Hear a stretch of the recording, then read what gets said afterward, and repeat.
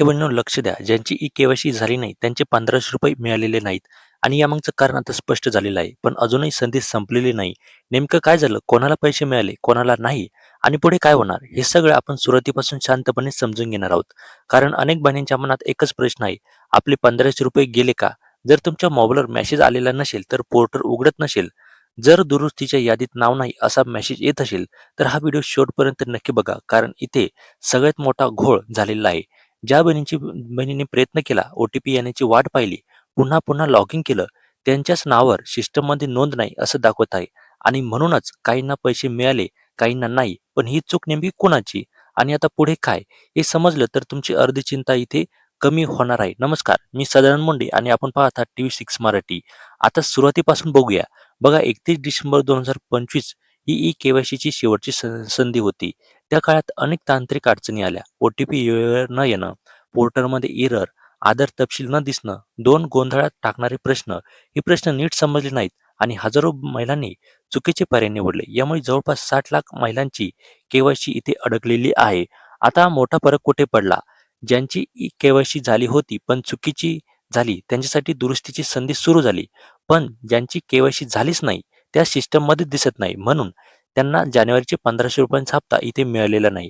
आता सरकारने मुदतवाढ का दिली? बघा, सुरुवातीला वातावरण असं होतं की आता मुदतवाढ मिळणार नाही.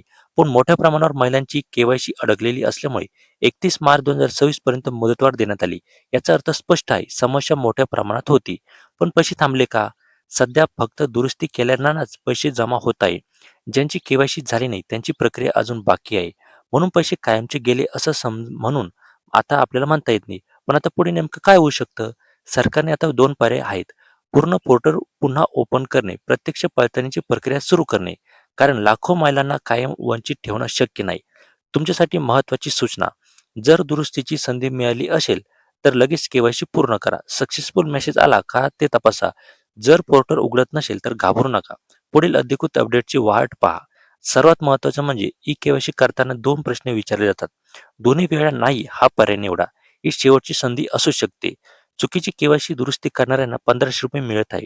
ज्यांची के-वाय-सी झाली नाही त्यांच्यासाठी पुढील अपडेट अपेक्षित असणार आहे. पैसे कायमचे तुमचे गेलेले नाही. 31 मार्च 2026 पर्यंतची मुदत महत्त्वाची. जर तुम्हाला अशी स्पष्ट, थेट आणि गोंधळ न टाकणारी माहिती हवी असेल, तर आपल्या चॅनलला सबस्क्राईब करायला विसरू नका. आणि हो, ज्यांची के-वाय-सी इथे झाली नसेल, ज्यांनी 31 मार्च म्हणजे 31 डिसेंबर 2025 आधी त्यांनी के-वाय-सीच केली नसेल, तर त्या महिलांना इथे महत्त्वाची इथे माहिती म्हणजे त्यांनी आता अजून सुद्धा त्यांनी घाबरायचं नाही. त्यांच्यासाठी सुद्धा इथे पोर्टल लवकरच सुरू होणार आहे. कारण की जवळ-जवळ 30 ते 40 लाख महिला अजून ज्यांची के-वाय-सी झाली नाही, अशा बाकी राहिलेल्या आहेत. त्यामुळे त्यांना सुद्धा इथे संधी मिळण्याची मोठी संधी इथे उपलब्ध होणार आहे. त्यामुळे त्यांनी प्रतीक्षा करायची आहे. आता तुमची के-वाय-सी पूर्ण झाली का? की तुम्हाला अजून के-वाय-सीच केली नाही?